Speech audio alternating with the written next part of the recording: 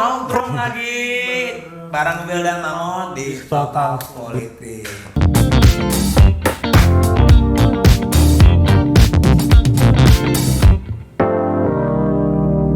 Tenang. Siapa nih? Nggak tahu sih. Kita digorengin lewat ada orang lah lu jadi pembicara sini. Figuran. Nih Bang Dodi Fayulo, dosen di Unila, Universitas Lampung ya. Lampung bro. Lu jurusan apa sih Bang? Dosen Gue apa? ngajar di jurusan ilmu administrasi negara bro. Administrasi negara. Sip. Oh, administrasi. PNS, kontrak atau apa? Atau dosen gak jelas. Kan banyak tuh dosen yang Oh, iya. gak jelas. Dosen proyek. dosen proyek. Gue ya dosen, kalau per tahun 2 tahun lalu gue udah jadi PNS sih gitu ceritanya gitu. Jadi ya ini temanya pas banget sama hari ini gitu.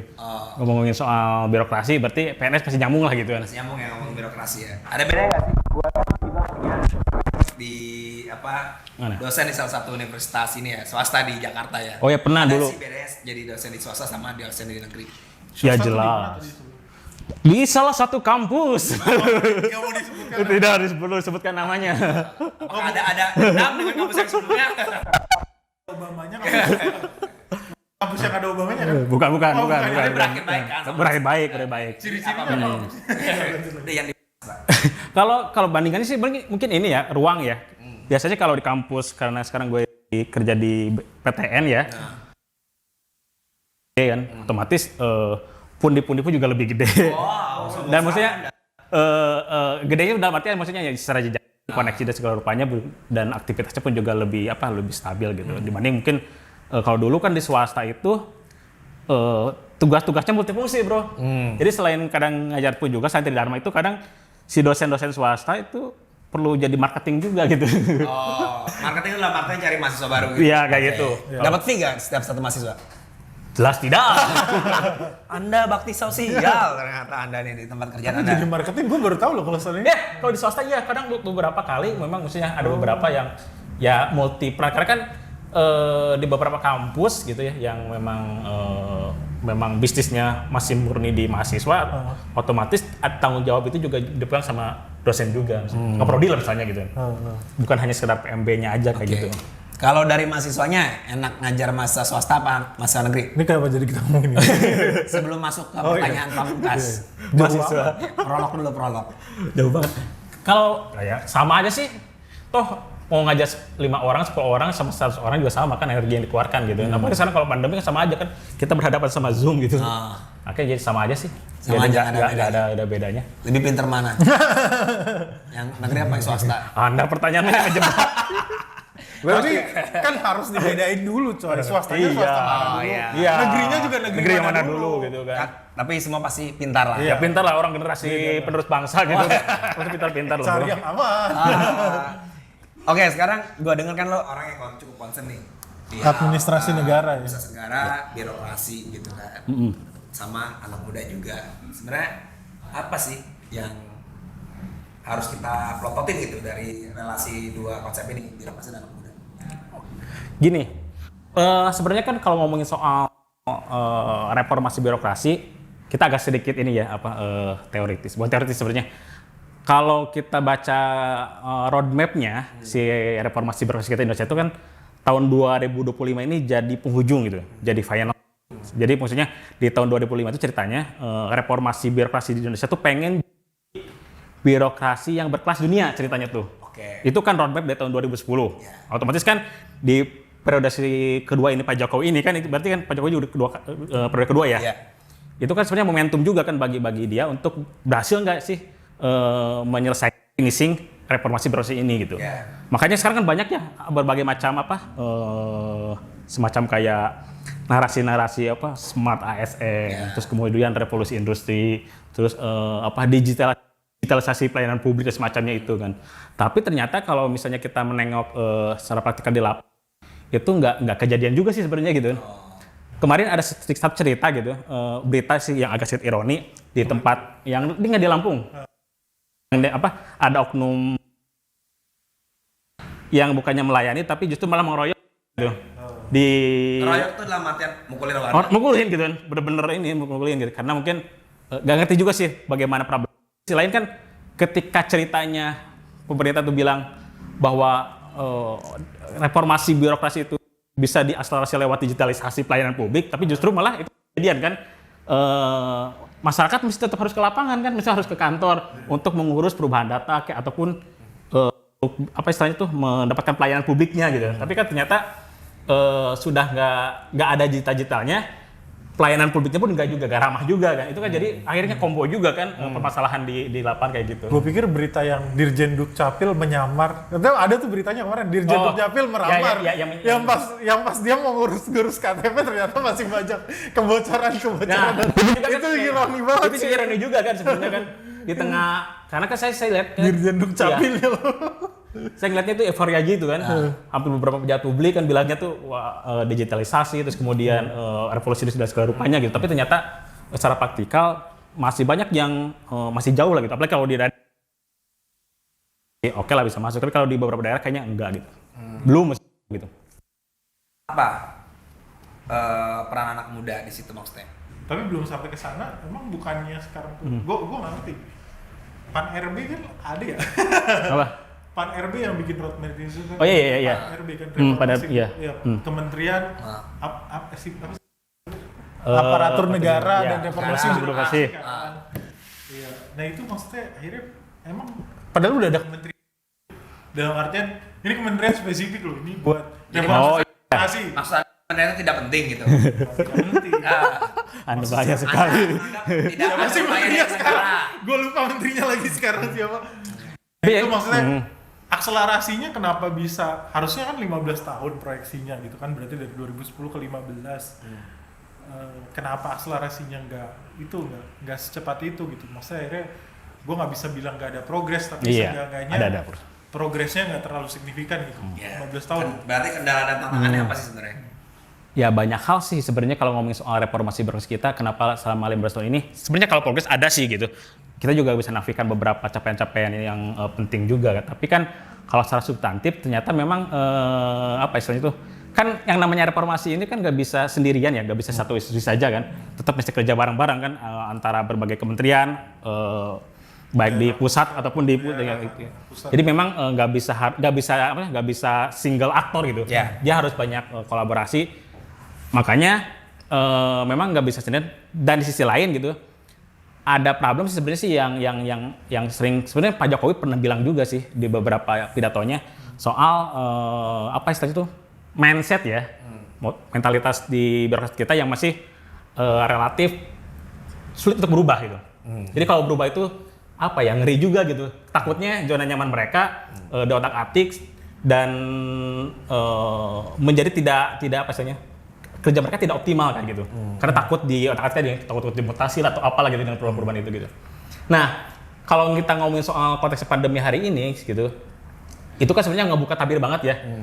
Banyak sekali apa istilahnya tuh proses-proses pelayanan publik yang terganggu gara-gara pandemi ini dengan walaupun memang ada WFH katanya ceritanya. Tapi ternyata WFH ini alih-alih menjadi solusi gitu. Memang untuk penanganan pandemi itu jadi alternatif solusi gitu. Tapi ketika dalam pelayanan publik ada beberapa catatan yang mungkin data yang dirilis sama Kementerian PDB juga, laporan-laporan dari masyarakat yang pelayanan publiknya itu nggak jalan gara-gara alasannya mungkin WFH itu tadi gitu kan. Berarti kan ini kan ada bottleneck-nya di mana sih sebenarnya apa yang jadi permasalahan kenapa reformasi itu nggak berjalan ataupun berjalan stagnan ketika misalnya ada pandemi ini gitu ya.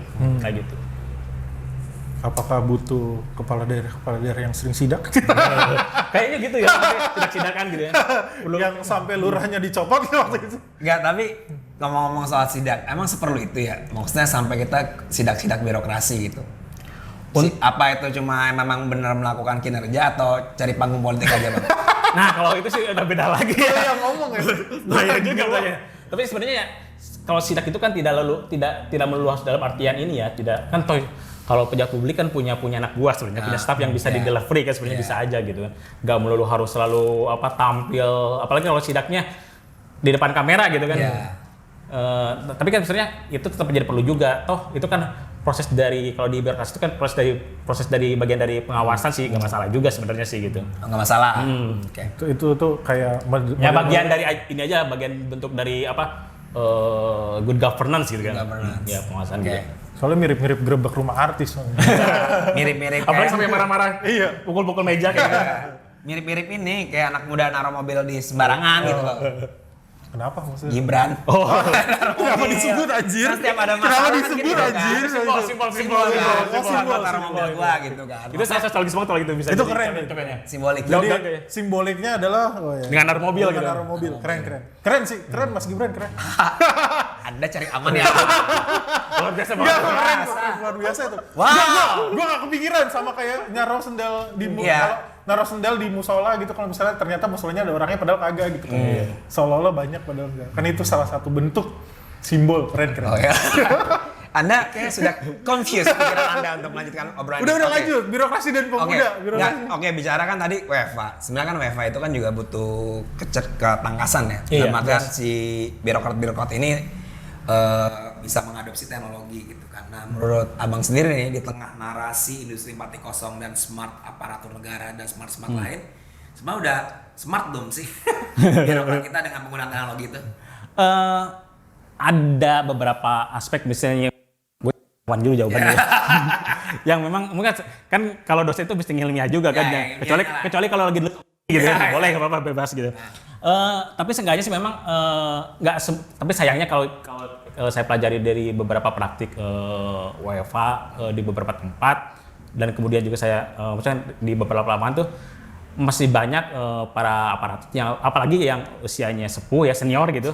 Mereka gagap juga gitu ketika ada justru akhirnya kan proses tata kelola ataupun birokrasi itu jadi kan jalan. Sebenarnya ini momentumnya harusnya gitu ini bisa di backup sama para birokrat anak muda ya yang notabene sebenarnya mereka udah melek digital juga. Seenggaknya sih bisa mereka lebih bisa apa istilah itu menjadi garda depan juga untuk bisa mengakselerasi ataupun tetap mempertahankan reformasi ini. Ataupun setidaknya kalau dalam proses pelayanan publik itu ya mereka tetap jalan, jangan sampai alasan-alasan gini. Seringkali di lapangan itu alasan-alasan semacam kayak nggak ada orangnya gitu.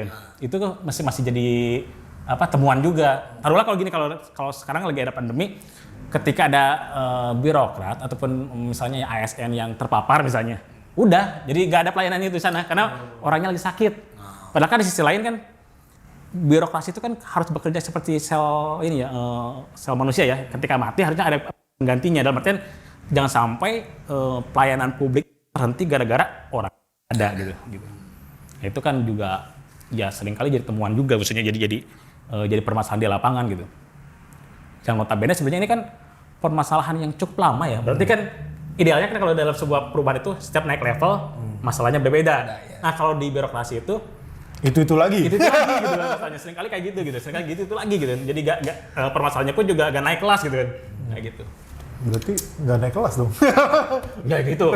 Ini 25 mau bentar lagi mau jadi kelas dunia loh gitu. Iya. Ceritanya Harapannya intinya kayak gitu.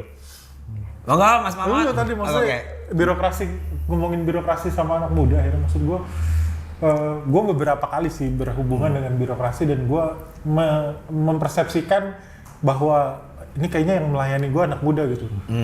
Tapi kok kelakuannya masih kayak orang tua. Itu loh. Jadi Anda ini menganggap milenial tidak bekerja dengan baik. Oh iya, saya Generasi milenial Z juga. tidak. Saya kalau bekerja dengan Anda bilang baik. staf sus milenial nggak berguna gitu. Enggak, saya nggak Oh ngomong. enggak. Anda jangan mempelintir. Oh iya maaf. Ya, Nih, maksudnya, kan tapi saya belajar dari bahaya. Maksud poin gue adalah sebenarnya gue merasakan bahwa ini birokratnya umurnya muda, Iya. tapi kok mindsetnya masih tua bahwa melayaninya tuh dalam artian emang ya udah dia akhirnya mengikuti apa yang terjadi di situ Sebelumnya. tanpa akhirnya nggak kayak iklan. Kan gue pernah lihat sih ada satu iklan rokok yang keren banget yang dia ngelihat dia di birokrat iklannya itu Ya, lagi kalau pada- bisa susah kenapa dibikin mudah gitu ya? Bukan, malah justru kebalikan. Jadi kayak ada satu anak Wah, muda. celing licin nggak ada lemonnya itu. Ada satu anak muda yang akhirnya maju ke depan gitu, yang dimana orang tuanya lagi pada ngobrol-ngobrol di belakang di satu pelayanan publik gitu. Itu ada satu contoh iklan yang seperti itu. Tapi kok Iklan apaan ya? Gua juga nggak nggak. Gua harus nyari sih. Gue udah nonton film TV juga gitu. kalau ada yang tahu komen dong iklannya apa. Ya itu gitu maksudnya. Kenapa itu kenapa akhirnya bisa terjadi? Itu pertanyaan klasik sih sebenarnya. Tapi maksud gue mungkin lu punya satu analisis yang berbeda gitu. Itu kan sebenarnya satu pertanyaan yang metaforis sebenarnya dalam artian seringkali kan siapa sih yang ataupun mana dulu sih yang perlu dirubah gitu, orangnya ataupun sistemnya gitu. Tapi kan pada realitasnya kan dua aspek tersebut harus bekerja beriringan juga kan gitu. Sebenarnya sih kalau ngelihat ini kayak kita ngomongin soal anak muda ya. Itu kan sebenarnya temuan menarik juga ketika misalnya taruhlah anak muda hari ini milenial ya. Yang sering kali kan dicibir sebagai kutu loncat, terus gak bertahan kerjanya. Ternyata untuk konteks per PNS-an gitu, per birokrasian nggak juga gitu. Ternyata banyak sekali anak-anak muda hari ini kan yang tes CPNS gitu. Banyak banget. Di angkatan itu aja sekitar berapa kursi gitu. Dan hari ini pun juga saya yakin sekitar 1.200.000 kursi yang diperebutkan itu, baik itu PNS ataupun yang P3K ini, ya pasti bakal penuh juga gitu. Nah di sisi lain kan berarti kan hari ini yang ternyata memang mau menjadi birokrat itu adalah pilihan juga gitu. Dan memang ada beberapa kalau tidak salah surveinya dari SDM-nya Kemenpan RB memang bilang bahwa hampir 80% dari survei itu salah satu apa istilahnya tuh yang jadi opsi kenapa mereka untuk berkontribusi pada negara itu kan sangat mulia banget gitu kan. Tapi di sisi lain juga 70% lebih data mereka bilang ketika mereka bekerja pun juga misalnya ketika mereka harus pindah gitu, mereka tetap pengen di organisasi publik, di pemerintahan juga. Berarti maksudnya peyoratif milenial yang kutu loncat itu cerita nggak juga di dalam kondisi birokrasi misalnya kayak gitu. Masih banyak ada anak muda yang pengen mungkin ya stabilitas ekonominya cepat kayak gitu. Ya, jadi dua ya, emang mau melayani masyarakat atau cari aman? Itu pertanyaan 20% itu nggak ada ingin kesan masa tua gitu. Pensiun. Nah, berarti itu juga kan bisa jadi pilihan juga gitu. Iya, kan soalnya di pandemi ini bro, perusahaan bisa bangkrut. Iya, benar. NGO bisa nggak dapat donor. Benar. Negara kan bisa bangkrut kalau ada revolusi kan juga jarang-jarang ya. Jadi lebih aman. Tapi kasus Afghanistan membuktikan. Kapan juga. Kalau PNS Afghanistan lagi ngapain sekarang? Kan mereka pada kabur PNS Afghanistan. Kecuali sampai terjadi di Indonesia. Iya, dan sampai sih terjadi. Maksud gue ternyata nggak aman juga. Jadi semua pekerjaan di dunia ini tidak aman. Tapi gue mau nanya bang. Jadi kan sebenarnya karena kita bonus demografi ya. Iya. So far hari ini anak-anak muda banyak gitu. Dan gue yakin juga ada beberapa anak-anak muda di birokrasi. Sebenarnya sekarang komposisinya antara orang tua sama anak muda tuh di birokrasi gimana ya? Nah, secara angka kuantitatif sebenarnya yang agak cukup bukan mengkhawatirkan, dalam arti ini potensi ke depan ya. 1/5 dari PNS kita itu ya orang-orang bukan sepuh ya, senior gitu, 50 tahun ke atas yang notabene secara ini gerak zaman kan kurang bisa ngikutin gitu sebenarnya gitu. Jadi kan sebenarnya 5 tahun lagi berarti dia harus pensiun kan. Nah, berarti kan sebenarnya ini momentumnya kan generasi yang CPNS 3 tahun terakhir sama yang sekarang ini kan jadi apa istilahnya tuh yang jadi momentum. Kalau misalnya yang generasi ini tetap gak bener ya udah makin lama proses reformasi kayak gitu. Tapi bicara soal komposisi kan tadi udah dibilang. Tapi ruang mereka untuk beraktualisasi di birokrasi gimana sih? Nah, hal yang menarik sekarang ada fenomena gerakan-gerakan apa ya birokrat muda ya di ya. Banyak banget. Instagramnya Banyak birokrat muda, abdi muda, terus kemudian keren-keren itu. Keren-keren itu kan sosial media doang. Nah itu udah keren beneran. Di sosial media doang kan. Nah, gerakannya juga konkret. Oh, Anda menjelek-jelekan Nanya doang, maksudnya di sosial media. rumahnya di Cijantung. Bodoh amat. Rumahnya di Cijantung. Lanjut. Itu bentuk ekspresi apa istilahnya tuh ya, maksudnya bukan mereka mau mendemarkasi antara yang tua yang muda, tapi sekalinya itu satu apa ya oase ya, mereka tuh pengen berubah juga gitu kan. Jadi mereka dengan berbagai macam genre ya, ada yang hobis ataupun ada yang pengen perubahan, bahkan ada beberapa yang platformnya itu birokrat muda, para PNS yang mencoba memproduksi gagasannya untuk memodifikasi atau mendesain ulang soal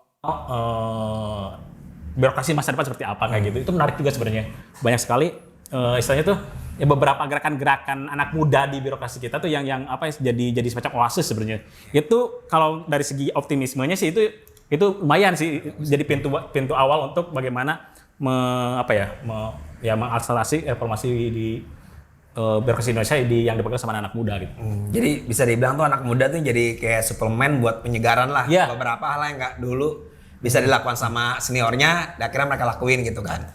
Ya benar. Salah satunya kemarin terlepas dari ini ya, kan sempat ya ketika mau Idul Fitri lalu kemudian ada sempat bukan isu sebenarnya yang diperhatikan juga akhirnya kebijakan THR dikurangin ya, hanya sekedar gaji pokok saja. Ya tanpa tunkin. Ada yang protes kan, sampai 19.000 orang. Nah kalau kita ngomongin soal anak muda, saya cukup meyakini itu kelakuannya anak muda juga gitu. Yang notabene dia berani berekspresi bahwa nentang gitu. Karena kan mereka yang relatif dekat sama media sosial kan. Betul. Akhirnya mereka ya bikin petisi ya, yang notabene mungkin kalau bapak ibunya ya udahlah gitu. Oh mereka juga udah besar juga. Nah tapi dalam hal itu kan ada semacam perlawanan dari anak-anak muda, birokrat muda yang kalau ini nggak bener loh gitu loh. THR dipotong ini nggak bener ya. Terlepas dari memang itu untuk bergotong royong untuk di kala pandemi kayak gitu loh ya. Kayak gitu. Ya tapi maksud gue ya mereka baru ngomongnya pas pada saat perut terganggu tetap ya. Itu karena kan kalau dibayangkan kan birokrat muda paling kan golongannya sekarang 3-an semua kan. 3-an yang kalau dapat gaji pokok cuma berapa ngadelin kunkinnya doang. Iya nggak sih? Tapi kan itu juga sebenarnya ngomongin, ya berarti kan relasinya berhubungan dengan tentang ketimpangan reformasi birokrasi kita. Makanya ada istilah kan Kementerian Sultan misalnya. Ya. Akhirnya kan Kementerian Sultan itu yang mereka dipotong gak terlalu signifikan. Kan di daerah kan belum tentu tukin juga kan. Yang mereka cuma gaji pokok semua orang makan bisa jadi kayak gitu kan. Akhirnya kan ya nggak signifikan juga gitu sebenarnya gitu. Makanya memang mungkin aman ya dalam artian tetap bulanan itu tinggal setiap tanggal 1 baik dia tanggal merah atau enggak tetap aja cair gitu kan. Tapi kan tetap aja kan istilahnya itu ada beberapa pertimbangan tertentu yang mungkin hak yang ketika mereka merasa itu ya perlu ini juga perlu diekspresikan seenggaknya kayak gitu. Dan itu biasanya diinisiasi oleh anak-anak muda gitu. Kayak gitu. Ya walaupun mungkin ini gagasan langsung gitu kayak gitu. Bro, lu lah. Gua bicara soal ini sih. Itu kan tadi dibilang komposisi tadi udah kelihatan. Terus yang adalah Tapi 15 tuh berarti 4-nya muda loh. Ya sih sebenarnya umurnya tersi juga banyak yang gue lupa detailnya tapi banyak juga yang 40 sekian. Maksudnya ya tetap ini juga kan. Itu satu. Terus yang kedua adalah ternyata emang mereka di birokrasi juga cukup ngebantu kan posisinya. Cuma gue pengen tahu deh, maksudnya kan gue bukan PNS nih ya. Dalam artian bagaimana sih proses pelatihan dan kaderisasi di birokrasi itu sendiri kan? Karena kan yang namanya regenerasi pasti ada pendidikan dan sebagainya tuh. Nah itu apa sih yang dibikin sama negara buat memastikan bahwa calon estafet birokrasi ini menjadi lebih baik daripada yang sebelumnya gitu? Kalau sekarang sih misalnya ya dari rekrutmen juga udah lumayan bagus ya. Maksudnya sekarang kan nggak ada lagi istilah nitip orang ya gitu. Kalau zaman dulu mungkin ada beberapa nggak ada karena memang orang dalam. Siapa kemarin juga anak Pak Jokowi juga gak lolos kan tes. Itu ngebuktiin bahwa Anda itu. Bukan gue yang ngomong. Itu membuktikan bahwa anak Pak Jokowi tidak lolos gitu. Tidak lolos berat. Dia tetap kaya. Anak presiden. Belum tentu kaya ya. Mana yang konglomerat lebih kaya. Siap. Nah, maksudnya dari rekrutmen sekarang juga udah mulai diperbaiki gitu. Dan sebenarnya sih kalau kita mau membenchmark ya, ada beberapa proses istilahnya di SDM ini yang bagus itu di Singapura satu contohnya.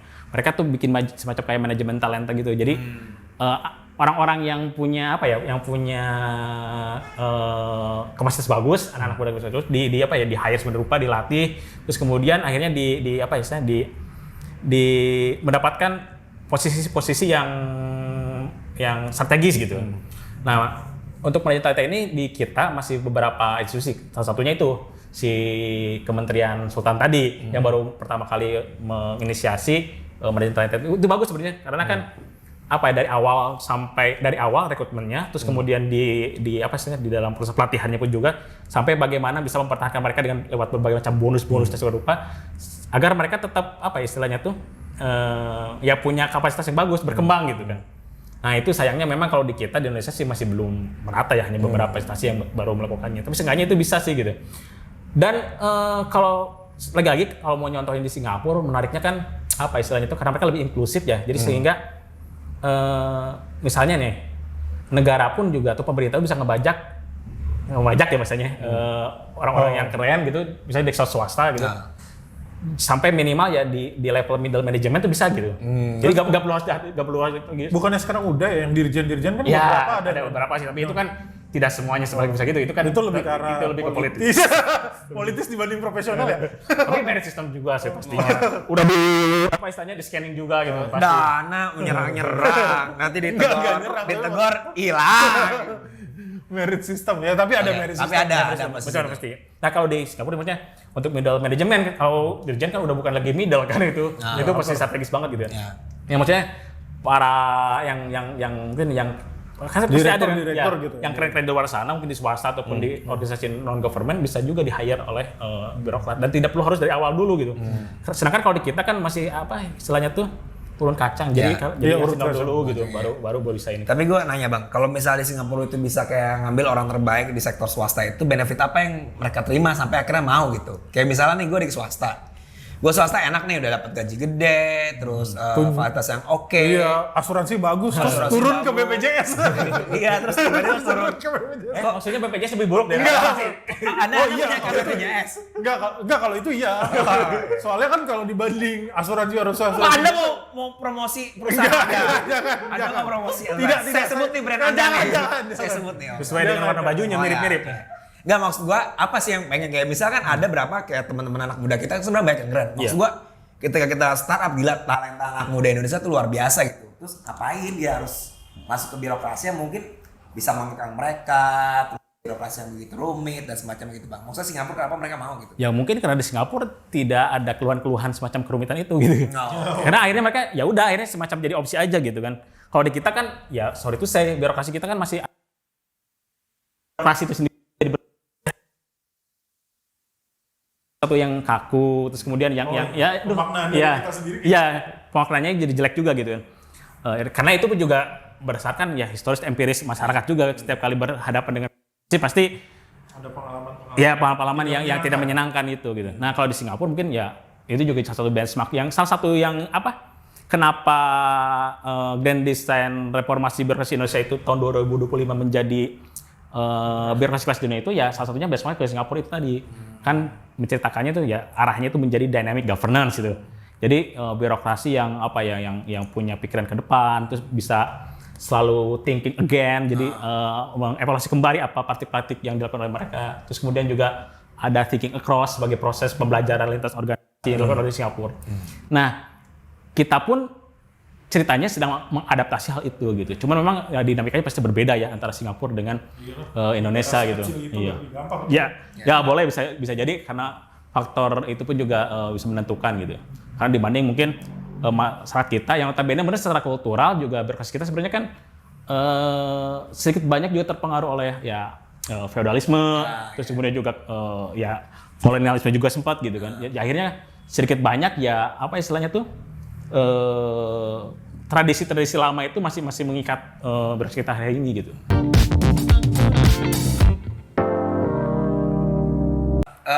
Sama gue nanya gini juga bang, maksud gue kan tadi gue udah panjang lebar nih soal bicara soal birokrasi dan gitu ya. Maksud gue kan juga kita juga harus jujur juga bahwa birokrasi kita tuh juga nggak bersih-bersih banget ya. Benar, nggak bersih-bersih banget. Nggak bersih-bersih banget. Bersih banget atau enggak? Nggak bersih-bersih banget maksudnya. Ada bersihnya. Ya. Kita jangan menafikan yang bersih gitu. Bedain antara nggak bersih-bersih banget sama nggak kotor-kotor. Iya, itu maksud gue. Kalau birokrasi kita kan juga ada berapa kasus emang dia cari rentai juga, terus ada juga yang akhirnya tadi berpolitik juga gitu kan. Maksudnya bisa gak sih benar-benar kita meminimalisir hal-hal yang kayak gitu. Maksudnya bagaimana caranya supaya rentai yang pencari rentainya juga semakin dikit dan yang berpolitik semakin dikit. Ya tentang kemungkinan tersebut tidak ada sih bisa aja gitu. Toh memang beberapa sistem perbaikan yang dilakukan oleh pemerintah juga itu kan upaya ke sana gitu. Cuma lagi-lagi ya kita ngomongin soal agensi pasti aja ada apa istilahnya itu kita bilangnya oknum lah ataupun apapun lah yang tetap karena suka banyak juga gitu. Maksudnya ya tetap aja ada beberapa upaya-upaya ke sana menjadi mungkin gitu. Saya pernah beberapa kali nulis juga soal bagaimana menjaga netralitas tapi bukan netralitas dalam artian pasif ya, maksudnya nerima begitu saja toh. Yang bagaimanapun yang namanya aparat itu juga dia butuh ini ya, butuh apa istilahnya, punya ekspresi tertentu juga. Itu enaknya PNS di dosen ya, bisa ngomong gitu. Ataupun yang peneliti gitu. Kalau yang PNS nggak bisa kan kayak gitu kan. Nah maksudnya tetap suara-suara seperti itu juga perlu ada ruangnya gitu. Makanya kalau hari ini ya di birokrasi pun juga penting. Misalnya ya apa semacam kayak anak muda itu dikasih ruang juga, ruang produksi gagasan seperti apa misalnya.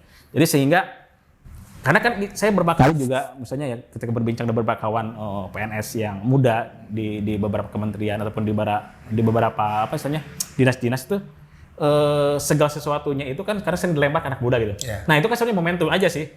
Apakah itu mau dieksekusi dengan benar-benar sekalian itu atau memang ya udahlah hanya sekedar gugur kewajiban itu juga seringkali bisa aja terjadi. Tapi itu kan sebenarnya momentum juga kalau misalnya untuk memutus tradisi itu kan sebenarnya ya inilah saatnya gitu. Mumpung misalnya anak-anak muda hari ini yang sebenarnya lebih melek teknologi tadi ya. Terus kemudian secara kecakapan digital juga lebih bagus biasanya gitu kan. Terus kemudian juga dari segi apa ya pengetahuannya pun tentu kan lebih ini ya lebih terbuka gitu dibanding mungkin generasi sebelumnya. Jadi sebelum sistem ini mau kooptasi alam berpikir ini ya harusnya sih mulai ini. Makanya gerakan-gerakan yang birokrasi muda itu ya perlu diperluas juga gitu, dan tidak hanya dalam platform saja, tapi bisa jadi di dalamnya gitu, maksudnya di institusi mereka bekerja gitu, perubahan atau apapun itu, kayak gitu kok. Iya sih.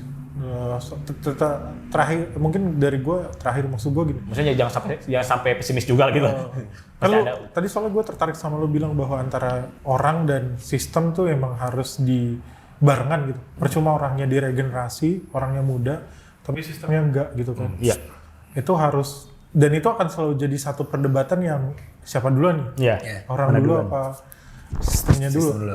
Tapi maksud gue, walaupun sebenarnya gue nggak yakin sih dalam artian apakah akhirnya sistem itu atau karena gini, kalau gue lebih percaya bahwa struktur kondisi atau sistem itu akan harus lebih dulu dibanding orang. Anda sangat marxis banget. Lo kenapa jadi marxis? Anda sangat materialis dialektis. Bukan, dalam artian apalagi di birokrasi ya, dalam artian agen-agen birokrasi itu jarang yang muncul. Gue nggak pernah jarang melihat kasus di negara-negara yang mereka berubah karena agent, tapi mereka berubah rata-rata karena sistemnya dirubah oleh political will. Nah itu akhirnya kan political will-nya ada, sistemnya dirubah, akhirnya orangnya ngikut kan. Dalam artian, nah itu gue mau masuk ke arah situ sih, maksudnya seberapa jauh akhirnya political will dari karena ini channel politik jadi harus ke politik, seberapa jauh dan seberapa masif akhirnya, karena di tengah otonomi daerah ini juga satu problem yang lain kan, dalam artian gitu sih. Kalau menurut lu gimana?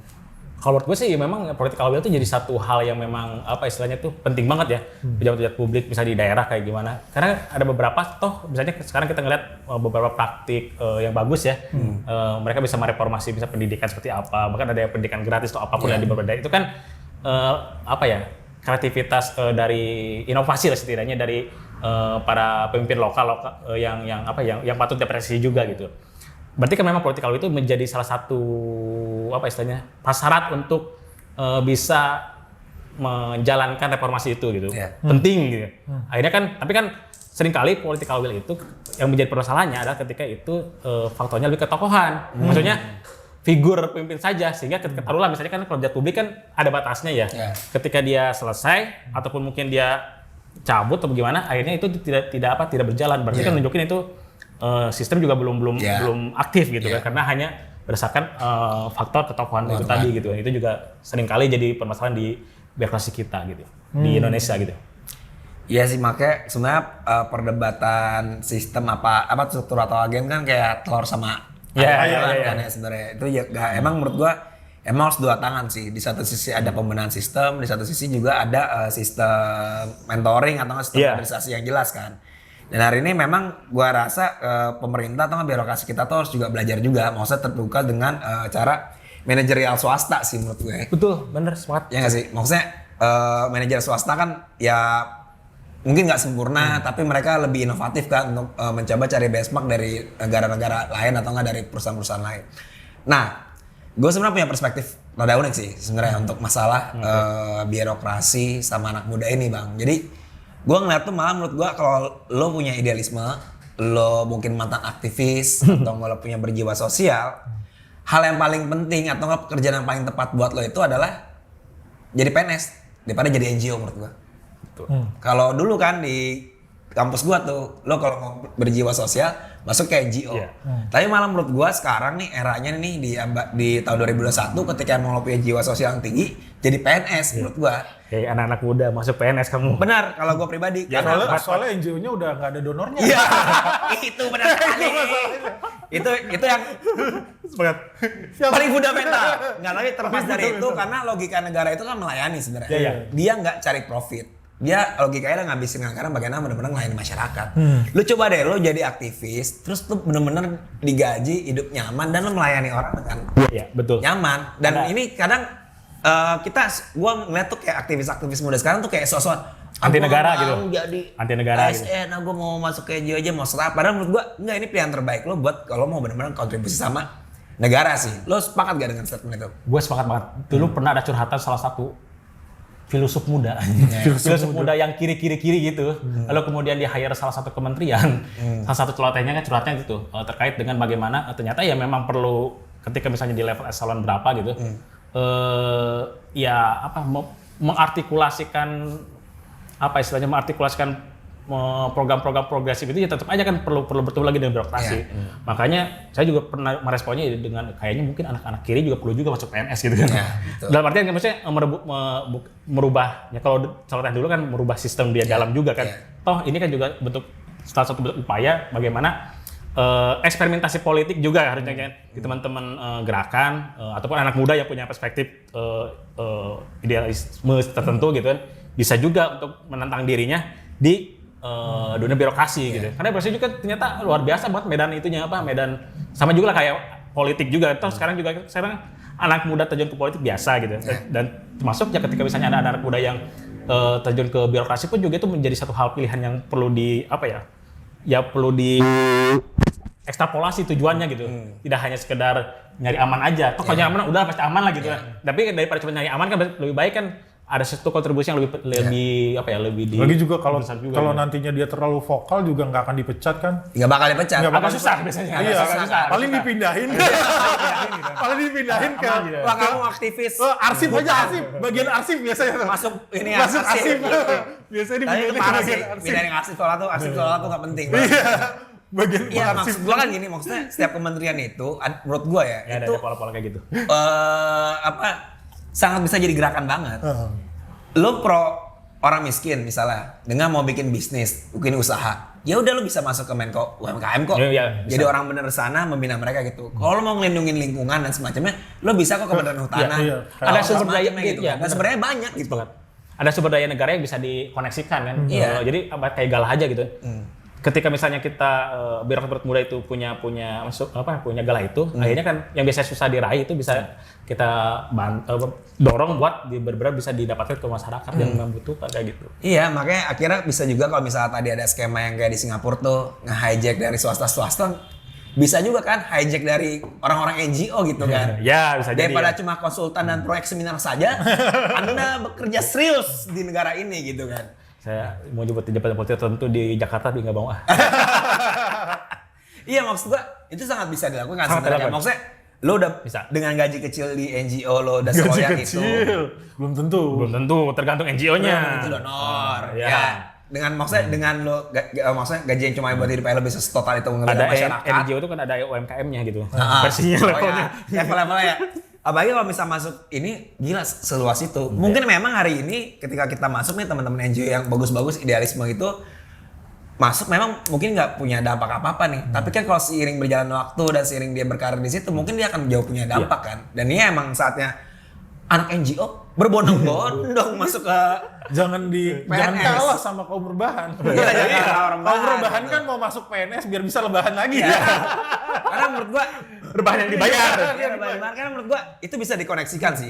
Sangat bisa dikoneksikan. Maksudnya itu kalau bisa dibilang tidak mungkin, tapi gue selalu percaya kekuatan agen tuh selalu Anda selalu agen. membantu bisa menerobos batas sih. Karena gue orangnya tuh satre banget, gue percaya bahwa eksistensi itu melalui esensi. Jadi ya tergantung lo kayak gimana, lo akan merubah sesuatu di sekitar lo gitu.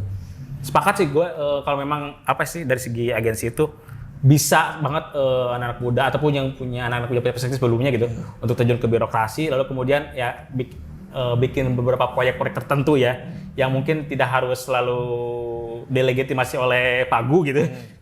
Karena biasanya kalau nggak ada Pagu juga jalan juga, tapi bisa sih sebenarnya bentuk-bentuk kayak gitu.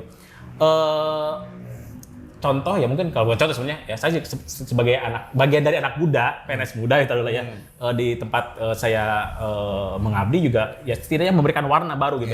Walaupun tidak harus nggak mungkin kalau menghegemoni kan, tapi setidaknya kan memberikan warna. Oh ya ini generasi muda punya perspektif baru, punya karya baru gitu yang berbeda dengan yang sebelumnya. Dan setidaknya itu kan menjadi cikal bakal kan. Karena bagaimanapun nanti saya berpikir kayak gini.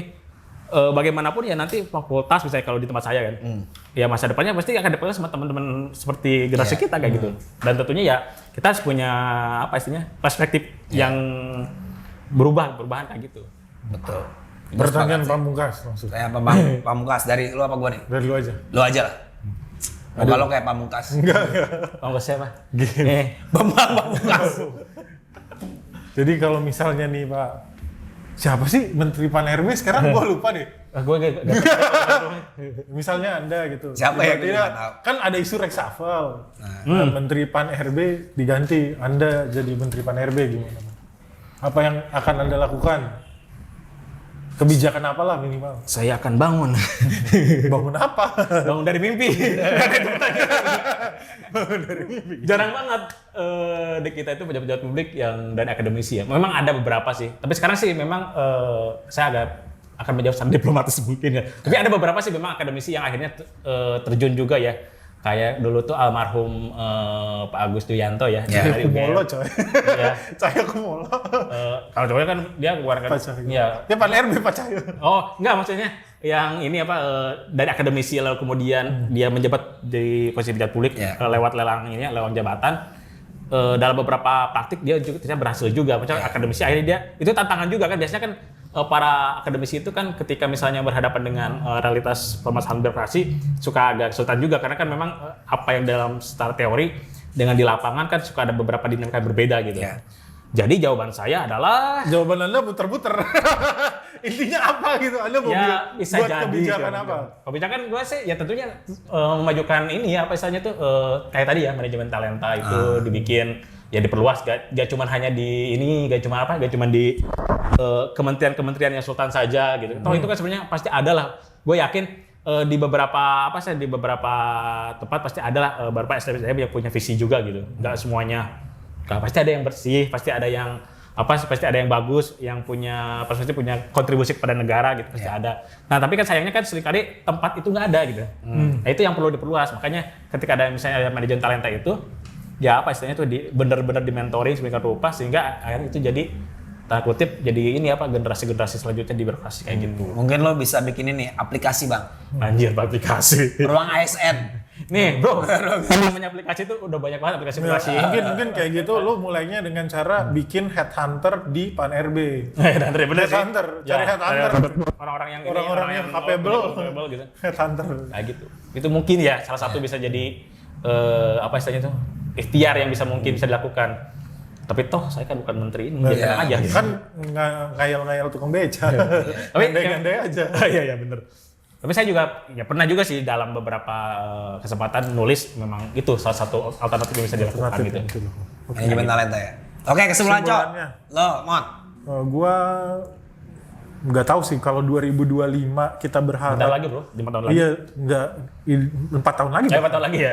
Berharap birokrasi Indonesia internasional kayaknya butuh bukan reformasi, revolusi birokrasi ya entah di mana gitu maksudnya akhirnya karena gue masih sedikit pesimis sih bahwa birokrasi itu berubah dengan sangat signifikan gitu. Selama yang kalau katanya Muslim selama kita masih harus fotokopi KTP buat mengurus dokumen-dokumen gitu. Kenapa Anda ngutip Muslim nggak ngutip Coki? Enggak, karena udah di penjara.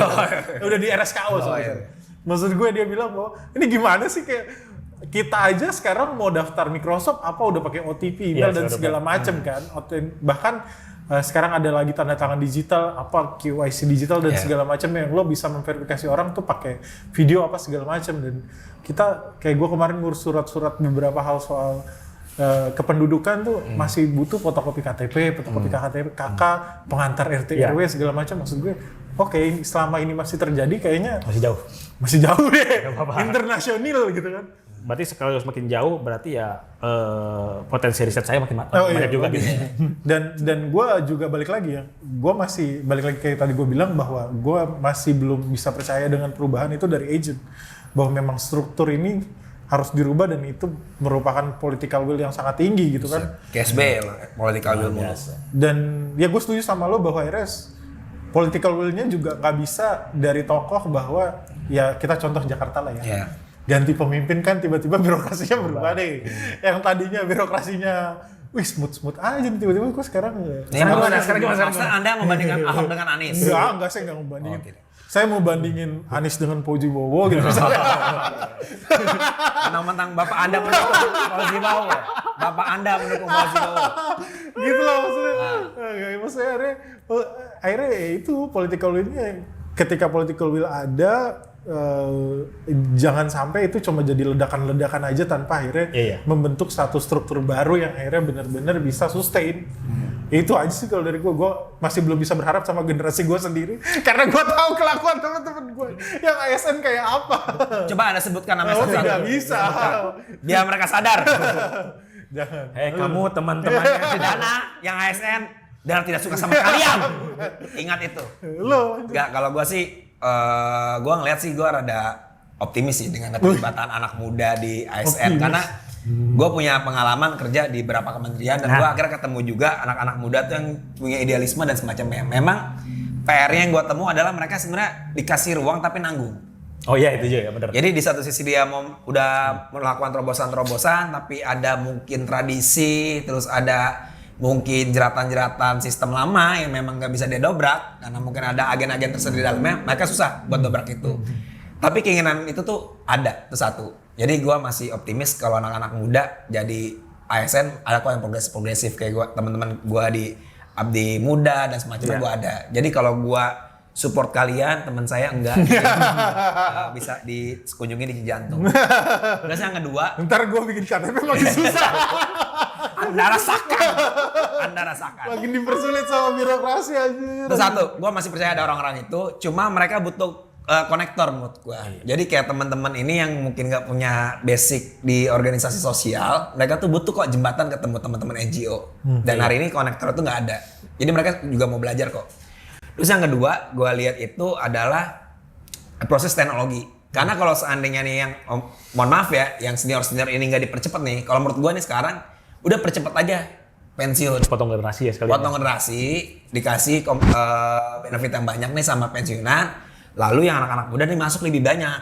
Karena sekarang aja kayak misalnya gue lihat teman-teman bahkan guru-guru gue yang jadi birokrat udah eselon 1, eselon 2 bikin Zoom aja tuh masih gagap bos. Nyalain Zoom gimana gitu. Apalagi kalau seandainya Jokowi lagi mau gejat kenceng, nyalain Zoom aja grogi, terus benerin WhatsApp aja grogi, gimana ke depan. Jadi menurut gue nih anak muda harus dikasih ruang lebih besar. Terus yang ketiga, sebenarnya gue punya konsep gini bang. Gue lebih sepakat kalau seandainya orang yang jadi PNS, dia punya pengalaman di NGO minimal 2-3 tahun. Atau di corporate itu? Atau di corporate. Jadi sebelum dia masuk nih, minimal dia punya pengalaman di corporate atau enggak di NGO atau enggak di Karang Taruna dan semacamnya. Menurut gua ini bisa jadi jejak nih, seberapa besar sih dedikasi dia dalam melayani masyarakat. Enggak ujuk-ujuk orang yang rebahan, main game dan semacamnya, beli generasi rebahan. Buku, cap PNS, lulus aja gitu aja gitu. Iya, lulus aja begitu aja gitu. Tanpa ada kontribusi gua. Menurut gua tuh perlu juga kita punya sistem yang lebih reputasional lah. Dalam artian dedikasi dia selama 5 tahun itu dan 6 tahun itu dia ngapain aja, tercek nih. Ya udah, dia yang lebih pantas buat ngisi posisi melayani masyarakat ketimbang psikotes yang menurut gue itu bisa diakal-akalin terus lo pura-pura melayani apa semacamnya. Jadi ada jenjang yang begitu tinggi sih. Gue nggak tahu apakah ada negara yang sudah menerapkan itu. Tapi kalau seandainya di Singapura bisa hijack dari perusahaan, kenapa kita nggak coba ngambil dari teman-teman NGO? Dan menurut gue nggak usah alergi lagi kali ya Iya. aktivis untuk akhirnya nggak berantagonis sama negara tapi mencoba untuk membantu negara membenahi hal-hal yang emang perlu diperbaiki. Karena gue percaya tuh gue pada posisi birokrasi kita tuh nggak mungkin dirubah secara revolusioner, tapi secara evolusioner memperbaiki pelan-pelan tuh sangat mungkin sih. Karena kayak Amerika sekarang aja tuh butuh Iya, butuh ratusan waktu tahun tahun. gitu kan. Kalau kita berharap bahwa Jokowi 2 periode ini nggak bisa, Anda mendukung 3 periode. iya, enggak, masa dia akan minta 3 periode untuk pemimpin ini. Tapi apapun pilihan Jokowi, itu bebas Jokowi. Apapun pilihannya, gue yakin sekarang gue orang yang secara tegas, ayo deh lo anak-anak aktivis nih, lo Iya. berbondong-bondong jadi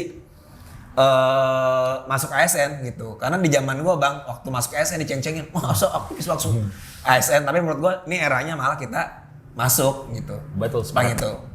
Ya udah. Paling itu aja. keluh kesah kita, dan jangan lupa follow Bang Dodify dulu. Di apa ya? Gue punya apa sih, Bang, ya? Gue gak punya channel, cuma punya Instagram doang. Ya, jadi beliau banyak tulisan-tulisannya di media.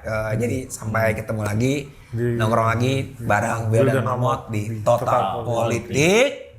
Dadah.